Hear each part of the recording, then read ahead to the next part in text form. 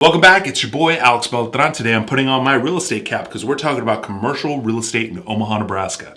Yeah, I'm going to talk about the properties that you should stay as far away from as humanly possible. I'm only giving you one warning. Let's go.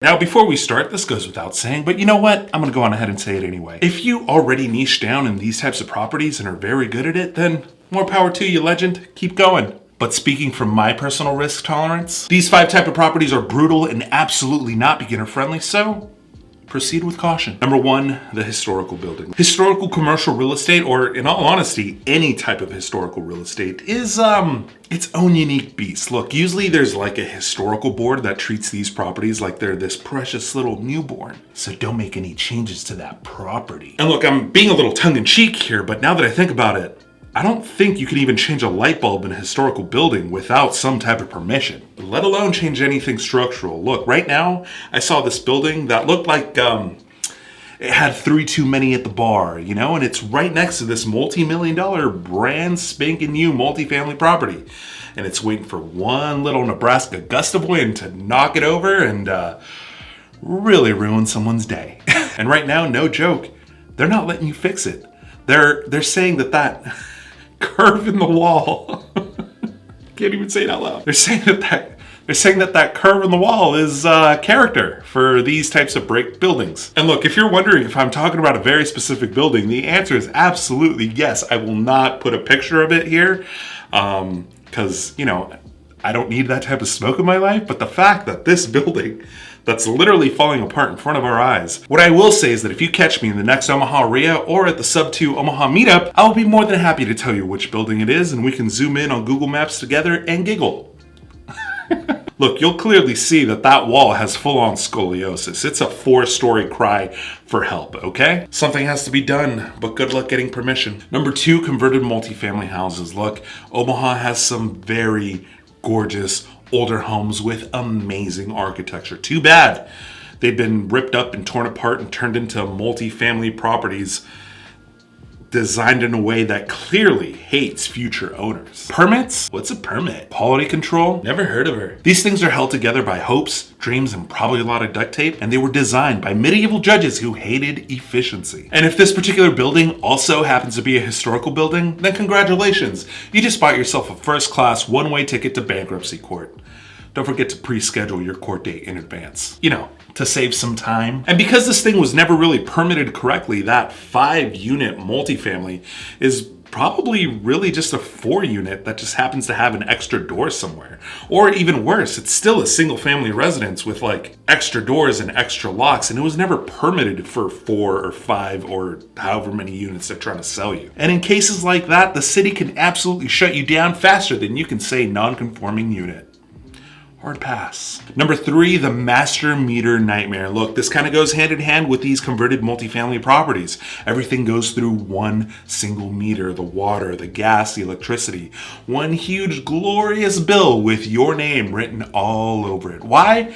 Well, because these were originally single-family properties. It was never meant to be divided into different sections of the house. And really, this applies to all multi-tenant properties. Realistically, you want meters for every single unit. That way, each tenant pays for their own usage. At the end of the day, triple net is king. All you want to do is sit back and control the rent, not sit there and divide and do all these multiplications and derivative stock trading just to figure out who's using what or how to divide this up amongst all of your tenants. Just stick with triple net, get your money, and go home happy. That's all I'm saying. Instead of having multiple meters, landlords offer all-inclusive rent, which, I mean, it's great and all. However, come wintertime, yeah, the tenants, they're going to blast that heat like it's free, tanking your NOI, increasing expenses, and you're stuck playing property manager, maintenance man, and eviction specialist. No, thank you. I'd rather take the headache-free triple net lease on separate meters. Number 4, properties that are going to be changing zones. Look, just because there's something built on there doesn't mean that when you buy it, it's going to stay there. Zoning changes, they're just sneaky little gremlins. This one bit me in the butt recently. Lesson learned. You assume, oh, that building's already there, it's fine. But then zoning come in and says, actually, that building's illegal now. Rookie mistake? Absolutely. However, this sometimes catches a lot of veterans in the commercial real estate world. You'd be surprised. It's very easy to gloss over this during the due diligence period. Look twice, buy once. That's all I'm saying. That actually sounded a lot better in my head. Number 5, properties with easements running right down the middle of them. Now, you may be looking at a property and saying to yourself, man, that property is cheap. Well, sometimes it's cheap for a reason. There might be an invisible highway running down the middle of that property that you can never build on or do anything with. And that usually is because of an easement. Actually, this is another little gremlin in the commercial real estate world. Be very careful with easements. And it could be because of multiple things: city utilities, drainage, I don't know, your neighbor's access to their property, or whatever the case may be. There's an easement there. Good luck building on that spot. Sometimes these deals seem good until you get in there and, get your hands dirty and figure out what's actually going on with this property. That's why you always got to do your homework, always got to do your due diligence. Hey, look, in commercial real estate, the due diligence process is way longer than in the residential world. Just saying, okay?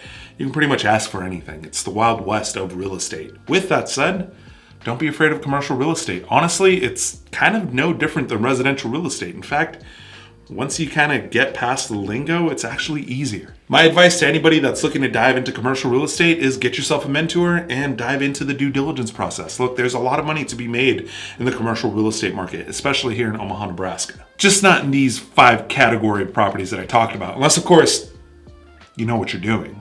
If you need help with commercial real estate, buying, leasing, selling, anything, if you want to sell your business, go ahead and let me know. I'm part of the Berkshire Hathaway commercial division.